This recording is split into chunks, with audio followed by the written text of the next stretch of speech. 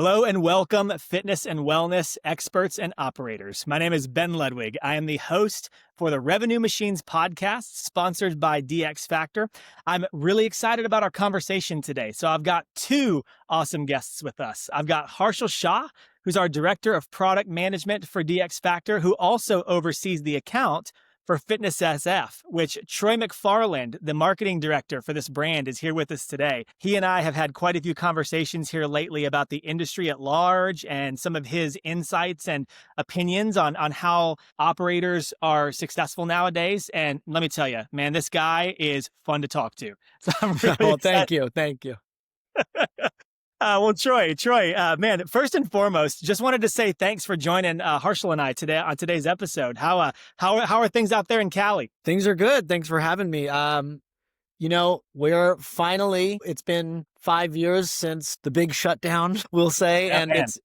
we're coming back to life. Like San Francisco's booming. All the AI startups are moving in the city. I mean, there's a lot of energy that's coming back in. And, we've been patiently staying steady, and it's starting to pay off now. All the changes we've made, all the upgrades to the facility, all those things are all playing into effect. I love it. I love it. Yeah.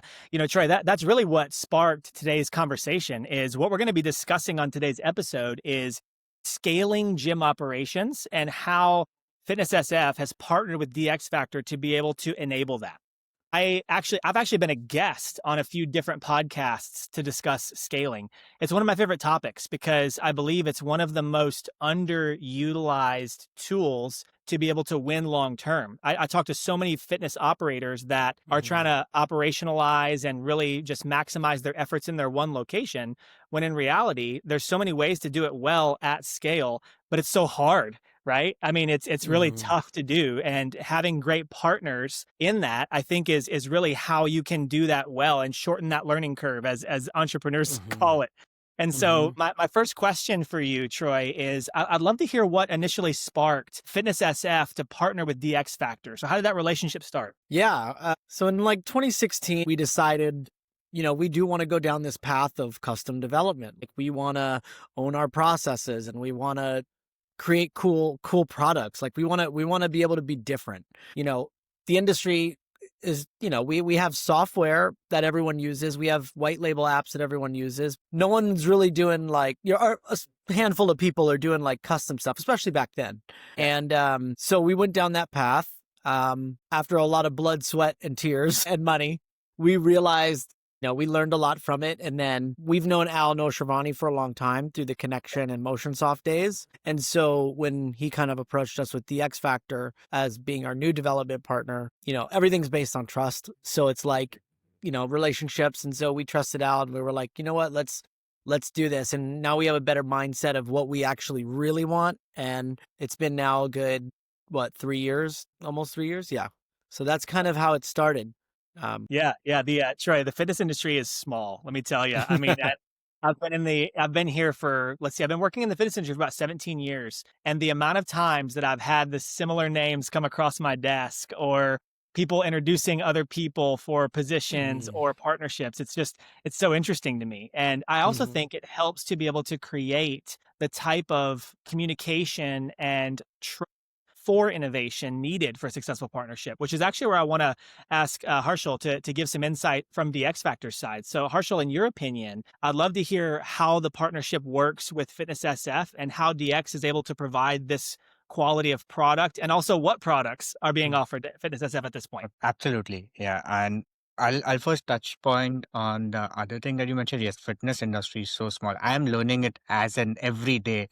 Like whenever I speak to someone, oh yeah, I know that person. It's like Yep. almost everyone knows everyone. So It's so true. it's exciting to be in this small, close knit industry where everyone are competitors, but they still grow together. They want to grow together. They still talk to each other. They share strategy. So that's really refreshing to see. When it comes to with Fitness SF, yes, it's been a long journey with them. I have started interacting with their accounts, especially since last year. I've been more and more involved. Earlier, I've been working with Troy, Don, and Ed over their AI strategies. and what can we do in terms of AI innovation. Like Fitness SF is our most innovative partner that we have. If we Awesome. have a cool toy that we've built in house, they'll be like, okay, let's go for it. So, and it's been like they were the first one who used the concierge that we have. And it's been on Fitness website since I think November 23. We are in Yeah. 2025, and now it's like people are asking more and more, and they've learned so much over the years, and it's just growing from there, stride by stride. Yeah, Well, and actually touching on that point, I think it's been very interesting because we've had the concierge, like the generative AI chatbot on the site for so long. We've actually been able to accumulate a lot of feedback from that. So some people are just dabbling in now, like how can I get into AI and what should I be doing and things like that. So it's like we actually now have a year and a half, almost more than that, worth of public usage of the chatbot. yeah, I think that's one of the benefits of being an early adopter, Troy, is the fact that earlier you called it blood, sweat, and tears and money. You know, what you put into this. But in all seriousness, what that does is that allows you to have all this data and information for you to now use that to determine what operations and member engagement look like. So that's my next question for you is how are you using that data to inform decisions that you're making within FitnessSF? I think, President Joel Jakovics always says this, and it's like, it doesn't really matter what we want. It's what does the member want? Like, what are the people looking for? Well, it's the supply and demand. Like what do people demand? What do they want? So I feel like the chatbot specifically is, phase one of that launch was just to get people using it, just to see what people were asking. Like, what are they asking?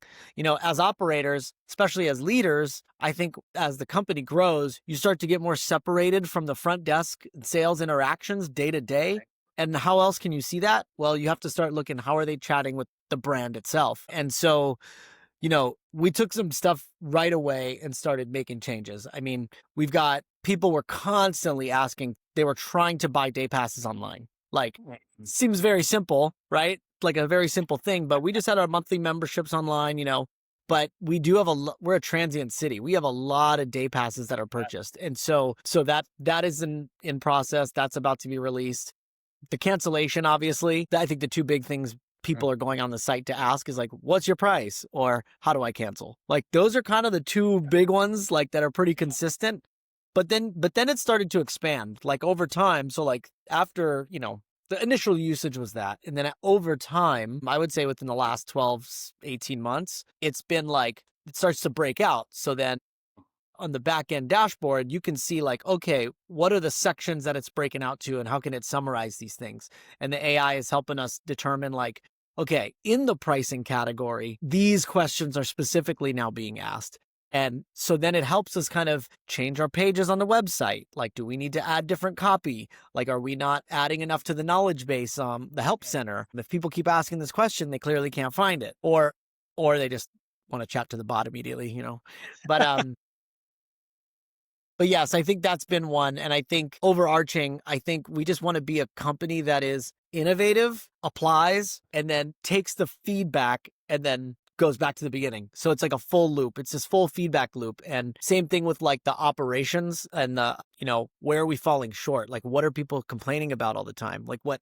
And I think operators sometimes, not even just operators, I think business owners in general, they need to put their egos aside and say like, listen, just because you wanted to do the product or the space like this doesn't mean that's right. Like, you have to listen to like, what are people telling you? What do they want? That's what they're going to pay for.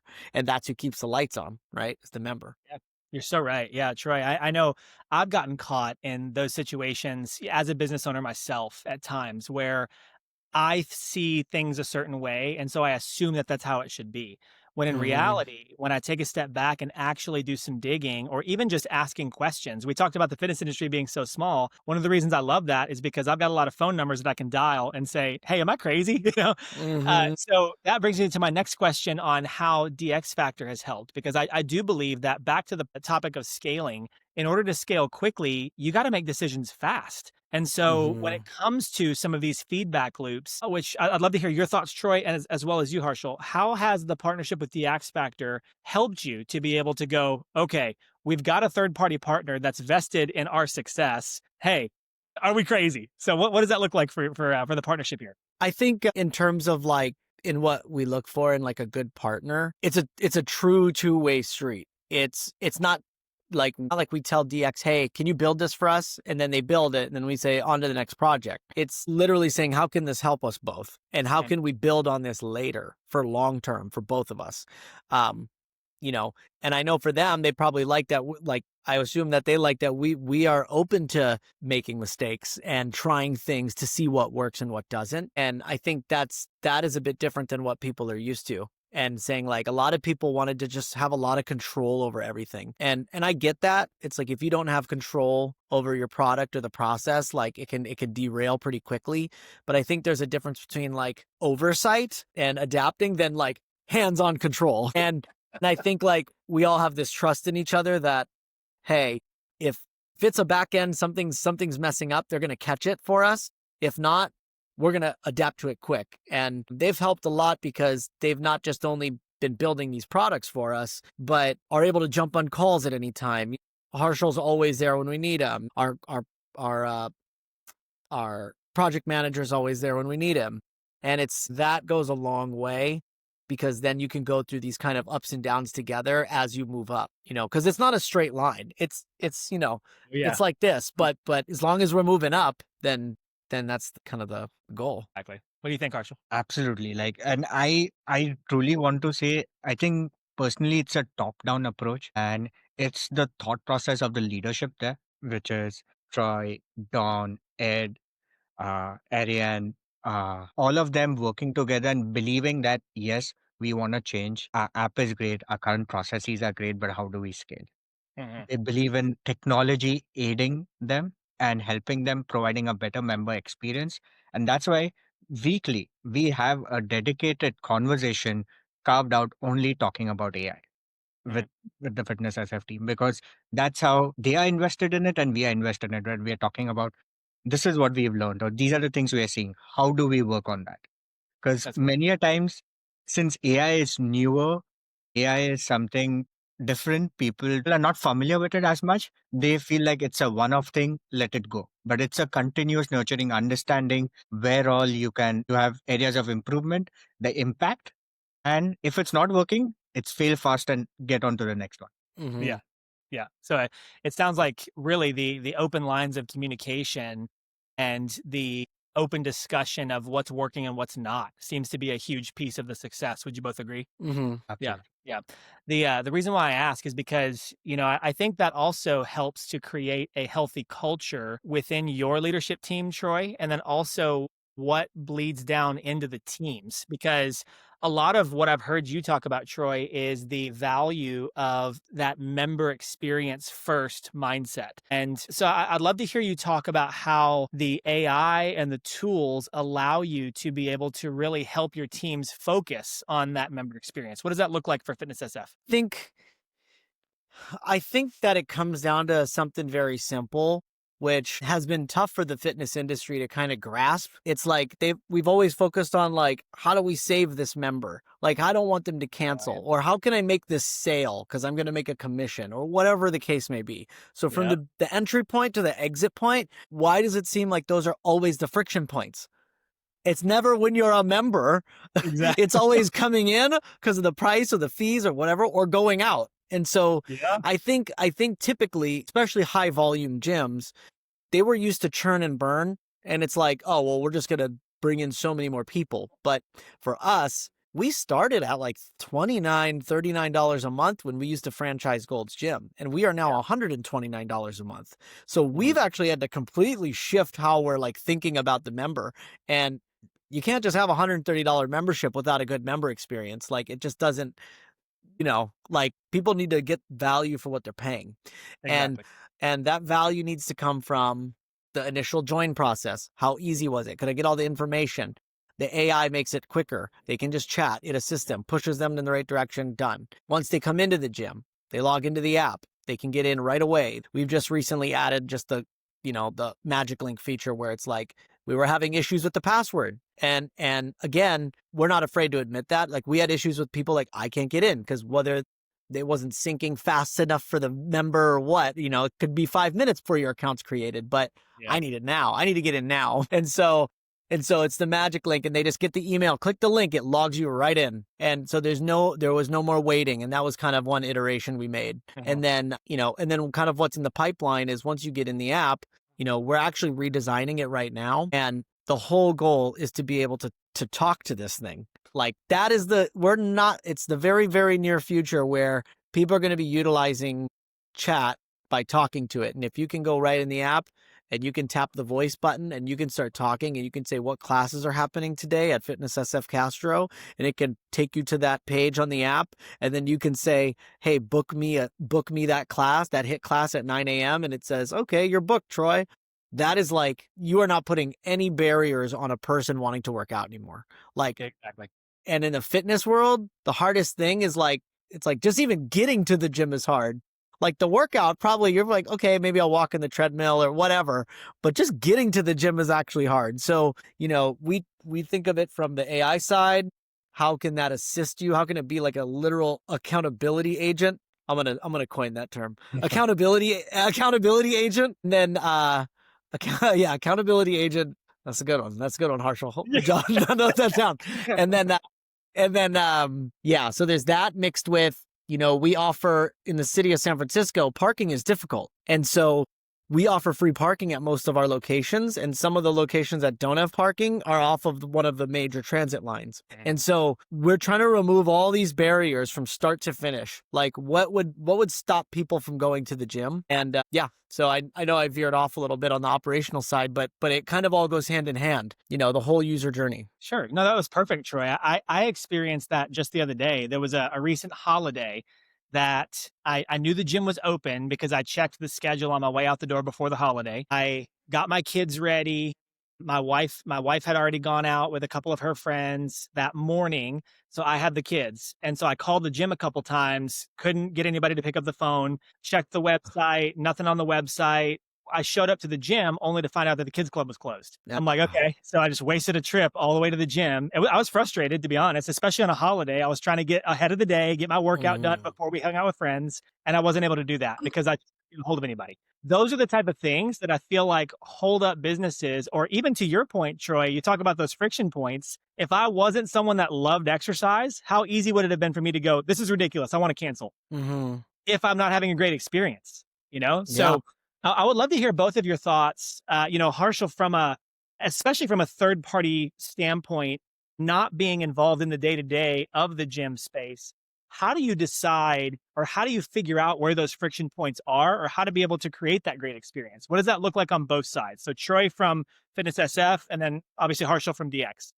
Absolutely. So I can go first here. I have been building my domain knowledge slowly over the years. I've been working with DX Factor over the last 6 years now. So right. It's slowly building out here, but I rely a lot on our partners because even though I know fitness industry, each operator, each brand is operating in its own different, unique way that works for them. They have that own identity. So it's bringing that identity into what I say, technology, and then identifying the friction points, and then using that identity to streamline and remove the hurdles. An example, Concierge.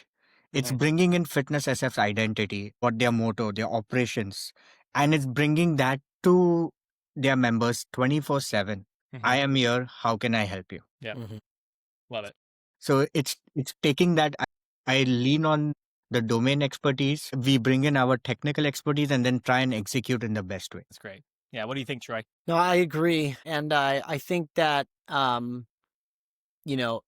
because we feel like we're a very tech forward company, we've always kind of been on the edge of, being in San Francisco, you're kind of forced to, like, you've got every other person's a software developer, and they're like, everyone's got something to say. So I think, we hear a lot, if we can keep up with them, like, we're doing the right thing. Like, kind of lost my train of thought, but basically what I was going to say was we've got a lot of partners that we're working with now, and that we've just kind of signed deals with, that we're going to start working with, that are going to require a lot of creative thinking.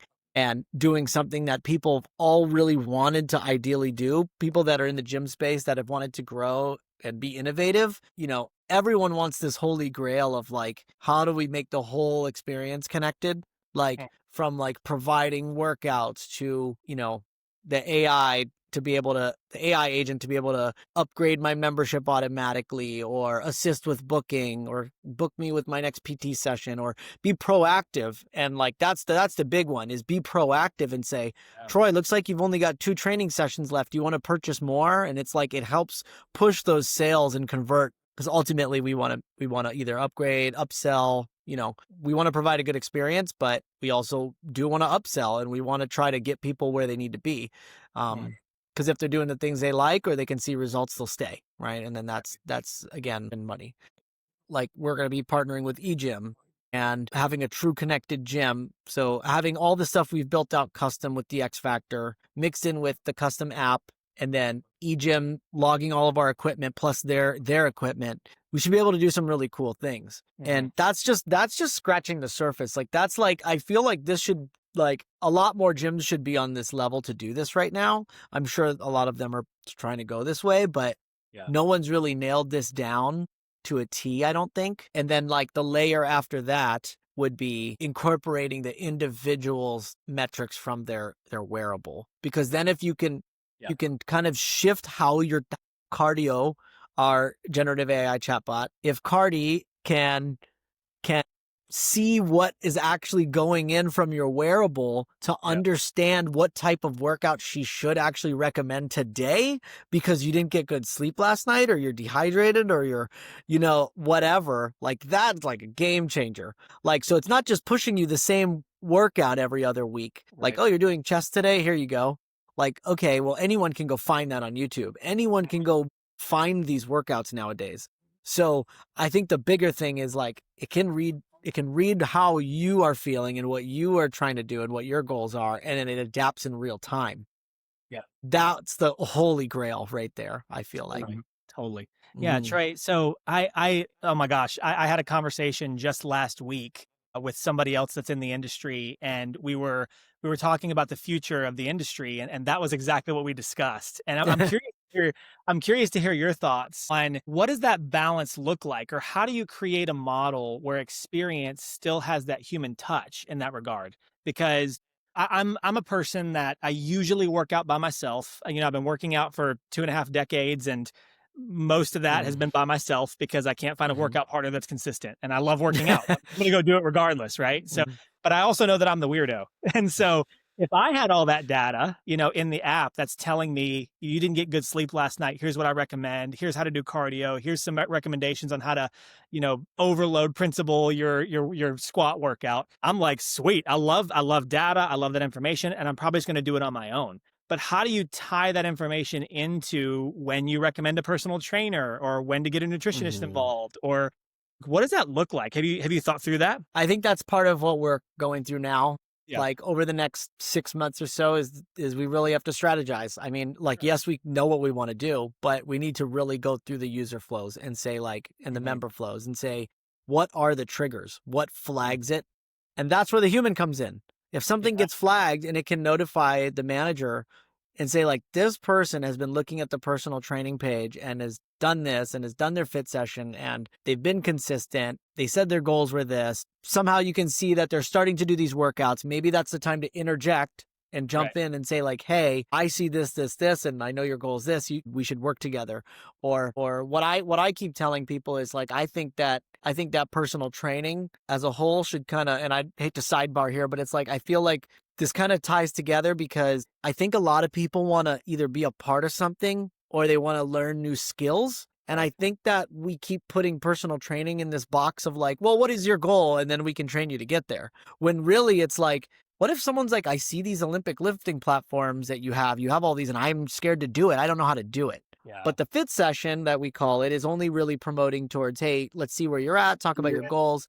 I think this generation now coming up, it's a little vague for them. I think they actually, and I could be wrong here, but I think they actually want to learn new skills and do things in groups. And that's how they're getting their social activity. I think I can help tie that together, Troy, because I totally agree with you. I think I actually was speaking not that long ago on storytelling, and a lot of what I was speaking on was the fact that 10, 20 years ago, yeah, it was how much fat do you want to lose, or how much muscle do you want to gain, or both. Hmm. That was it. You remember like the fit grids back in the 24-hour fitness days. You want Hmm. to lose 30 pounds. This is how long it's going to take. This is how many sessions it's going to take. It's only $5,000. Do it today. Right. That was like that was the pitch. Well, nowadays, I mean, mental health is something that people are looking for. They're looking for stress relief. They're looking for community. They're looking for fun. I mean, how do you go to a personal trainer and say, "I'd like to have more fun working out"? Like, well, they'll come to me. Well, okay, I remember what I was going to say now. No, go ahead. So I think this is a big kind of like aha moment, because when you say like, how do you see the humans still interacting with this? Like, Yeah. where does this sit with the technology? Mhm. I honestly think it's very much like baseball. It's like you're sitting there until the ball gets hit to you, and then you better catch it.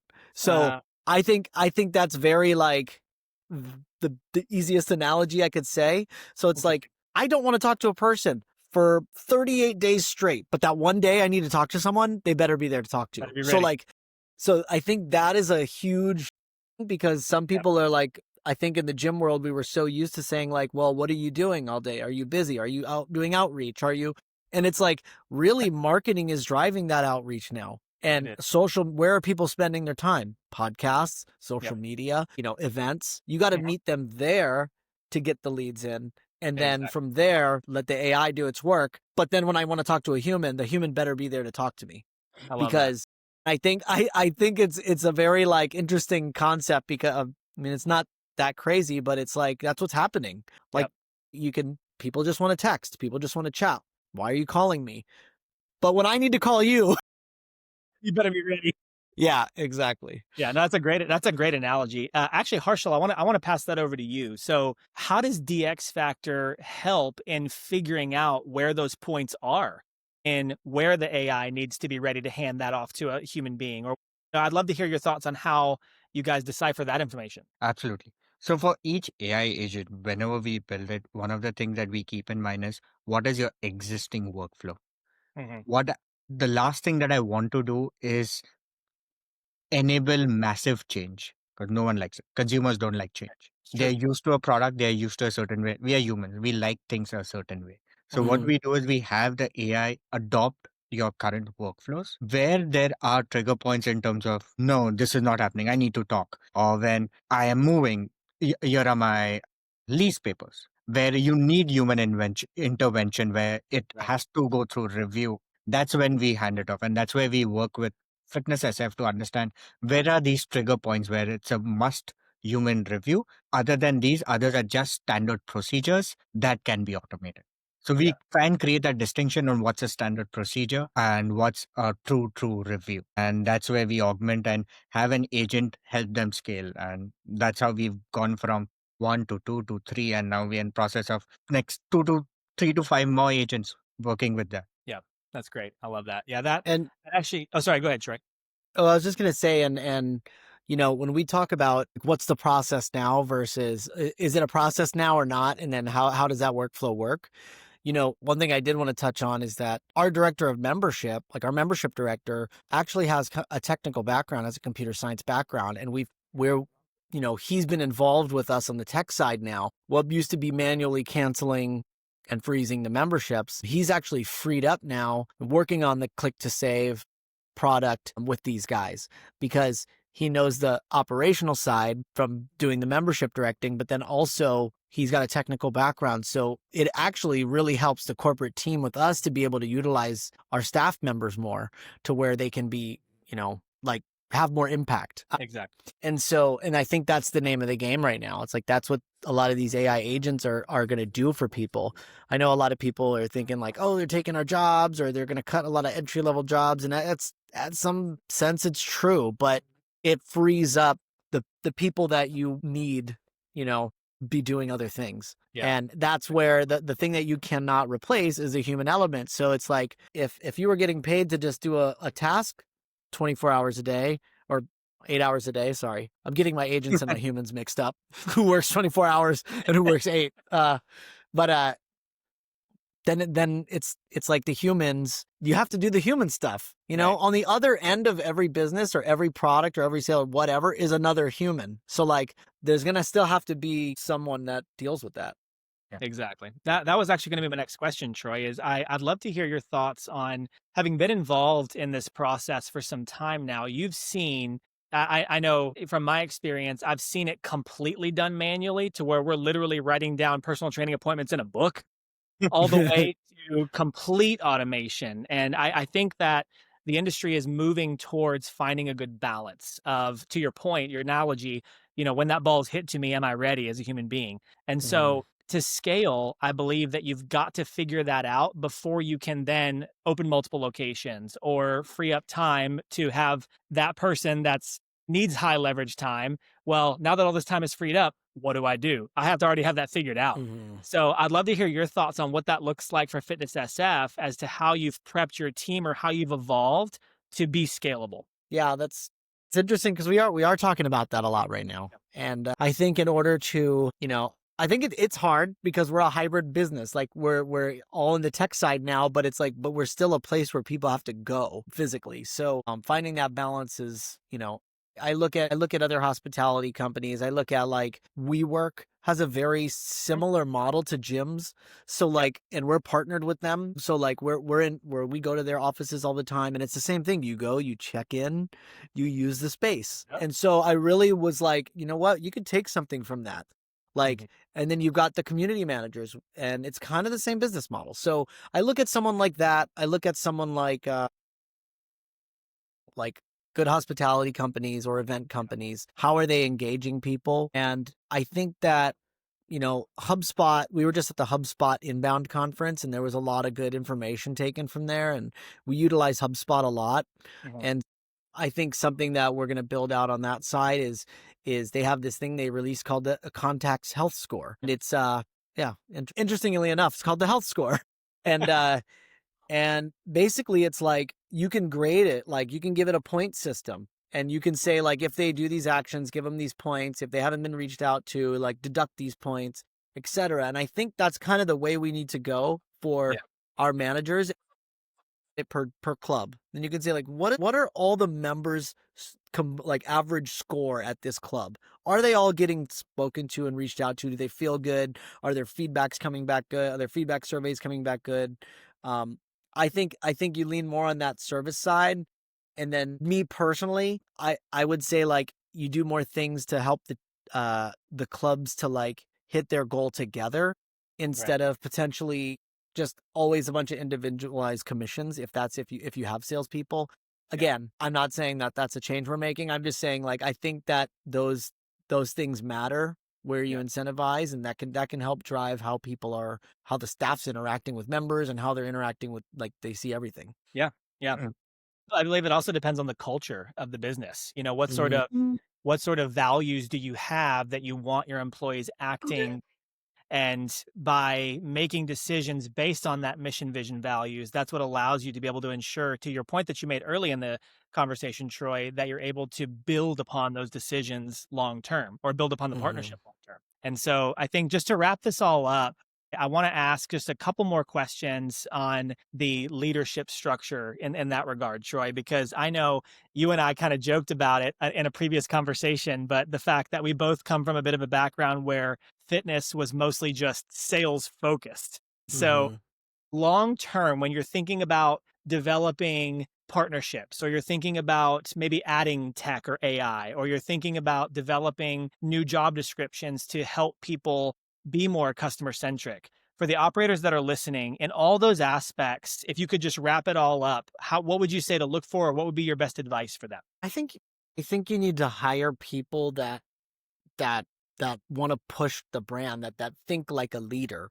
And Right. if you have people that think like a leader and kind of customer first, like I think traditionally we've been so worried about the sales aspect because we think that if we slow down on one thing, then it's going to slow down on the membership sales. Yeah. But I don't think that's the case. I think people just want to join where they want to join. And so we've slowly been making that shift, and we haven't, we've even raised our prices and we haven't seen any change. Like if anything, we're doing better.